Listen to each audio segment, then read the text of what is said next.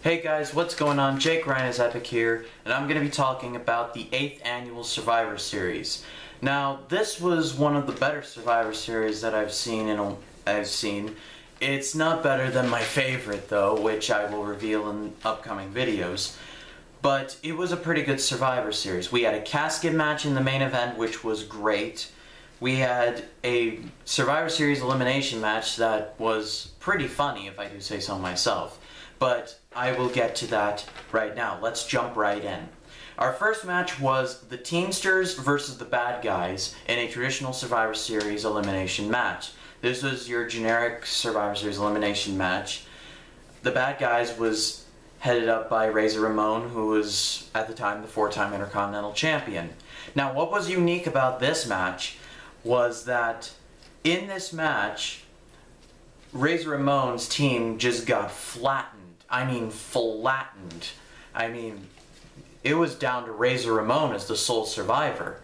And he would end up winning when Diesel got super kicked by Shawn Michaels and said, "Screw you, I'm out of here." He went over the top rope and walked out. And the rest of the team was trying to call him back, like, "Come back, come back, come back." But he wouldn't come back, and the whole entire team got counted out. And Razor Ramon was the sole survivor. You wouldn't see that in WWE. You wouldn't see like Team Authority just completely walk out on Seth Rollins or John Cena or Team Cena like walk out on Cena. You wouldn't see that. It would be cool if we could see that in Survivor Series, which is in less than a week now. So I have to produce these videos like mad. It's me thinking out loud.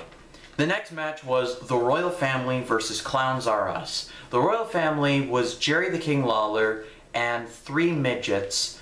Their names were Cheesy, Sleazy, and Queasy, teaming up against Clowns R Us, headed up by Doink the Clown, and his midgets were Pink, Dink, and Wink, I believe they were.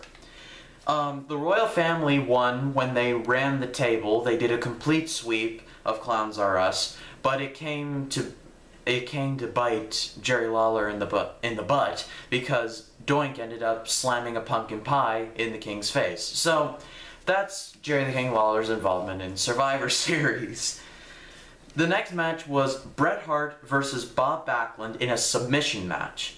Now, this match was completely bogus. I mean, the ending was completely stupid. I mean, I agree with the ending and the storyline and everything, but in actuality, it was just kind of stupid. I mean, Bob Backlund won the WWE Championship when Owen Hart threw in the towel. Now, Bret Hart did not submit. The towel got thrown in by Bret Hart.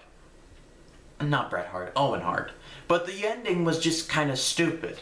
And then Bob Backlund ended up being like, saying that he was like a god and stuff like that. But it's just my opinion. If you want to watch this and form your own opinion, that's fine. But I still think the match was a little bogus. The next match was the $1 Million Team versus Guts and Glory in a traditional Survivor Series elimination match. This was your generic Survivor Series elimination match. The $1 Million Team ended up winning. And then the final match, which was the main event, it was Undertaker versus Yokozuna in a casket match. Now, in this match, we had Chuck Norris as the special referee. But if you mean by referee, and this definition of referee meant standing near the casket and just intimidating others to come down there.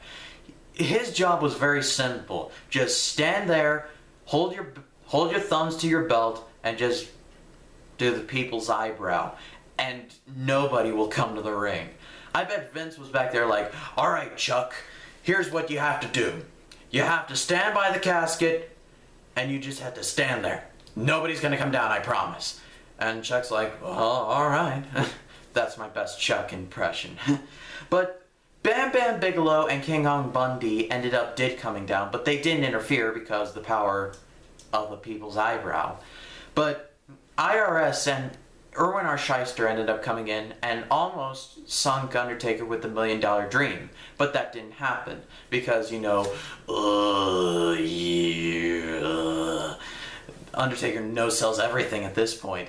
So Undertaker ended up winning when he chokeslammed Yokozuna into the casket. I don't know how he did that. I don't know how the casket didn't break.